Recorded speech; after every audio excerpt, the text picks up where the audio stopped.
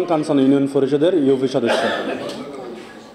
Sir যেহেতু আজকে সংস্কারের ব্যাপার নিয়ে আমাদের সাথে কথা বলতেছে, আলোচনা করতেছে, আমি অন্য কোথাও না গিয়ে সংস্কারের বিষয়ে বলবো। স্যার, আমাদের ইউনিয়ন পরিষদে আমরা অতীতে ইউপি সদস্য হিসাবে যে টিআর কাবিকা, টিসিবি, বিজিডি, বিজিএফ যে বরাদ্দগুলো আসে স্থানীয় সরকার থেকে, ওগুলো আমাদের ইউপি সদস্যের মাধ্যমে বন্টন করে না।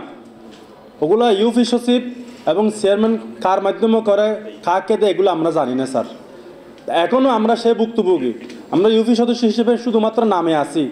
আমাদের ইউনিয়ন পরিষদে এই বরাদ্দগুলো বর্তমানে দেশের এই অবস্থাতে আমাদের চেয়ারম্যান সাহেব হয়তো নাই, এখন ইউপি সচিব পরিচালনা করতেছে, কিন্তু কোনো পরিষদের সদস্যকে এগুলো শেয়ার করে না, এগুলো আমাদেরকে বলে না। সে কি করতেছে আমরা কিছুই জানি না স্যার।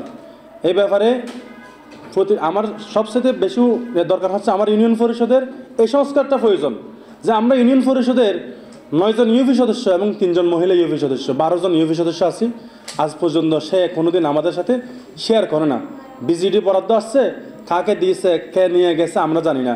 মাতৃত্বকালীন বরাদ্দ আসছে, আমরা মাঠ পর্যায়ে জরিপ করছি স্যার, যে কোথায় মাতৃত্বকালীন ভাতা দেওয়া দরকার, সে কোন গরিব মানুষটা বিজিডি কার্ড পাওয়ার দরকার, আমরা জরিপ করি, কিন্তু শেষ পর্যন্ত আমরা একটা কার্ড পাই না।